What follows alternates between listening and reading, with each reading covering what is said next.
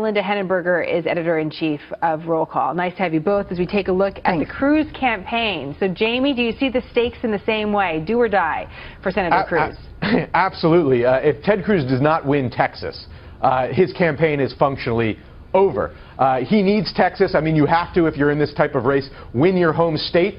But even if he wins Texas, it's not, easy sailing for him. It's hard to see exactly how he amasses the delegates necessary to win the nomination, even with a Texas win, because he has, two other candidates who are going to stay in the race at least probably to March 15th. So, yes, Ted Cruz needs Texas to stay in this race, but even winning Texas, it's a long haul for him against Donald Trump. That's an interesting point, Melinda. I was looking at endorsements. I know there's a big question about whether or not endorsements really matter. Of course, Senator Cruz got the endorsement of the governor, Greg Abbott, yesterday in Texas. But when you look at the major newspapers in Texas, the Dallas Morning News actually endorsed John Kasich. Interesting, because they have a sitting senator that's running for president. And then if you look at the Houston Chronicle as well as the San Antonio Express, those papers actually endorsed Jeb Bush. So what do you think of the numbers that we're seeing today with Cruz far ahead? How comfortable can he get? Well, I don't think it's a matter of being comfortable at all. I don't think endorsements mean much at all, especially in this anti-establishment year.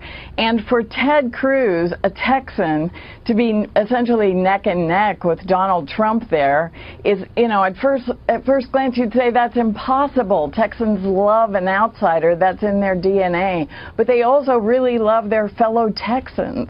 So, I remember when I left Texas for New York years ago, my friends all felt so sorry for me.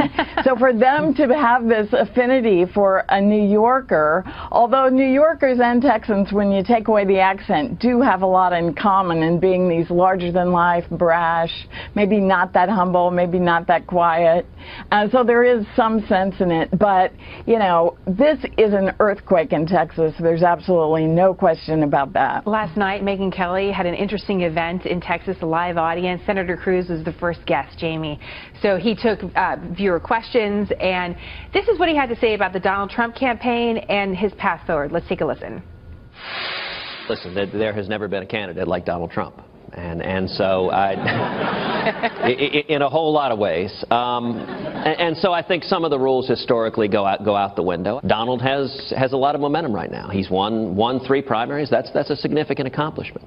But what I think those results show is that the only campaign that can beat Donald, and the only campaign that has beaten Donald, is our campaign. What about that point, Jamie? Does it resonate?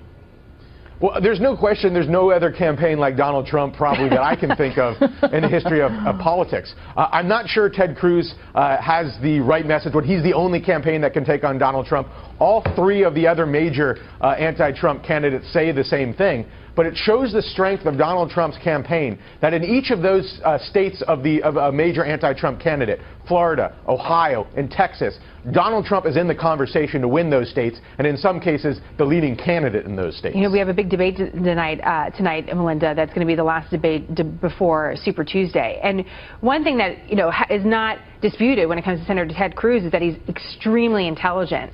And so you see how he referred to Trump. He didn't really go for Trump. I know they've mixed it up a little bit, but he didn't go for it when it came against Trump. He just said, well, I'm the campaign that won Iowa against him.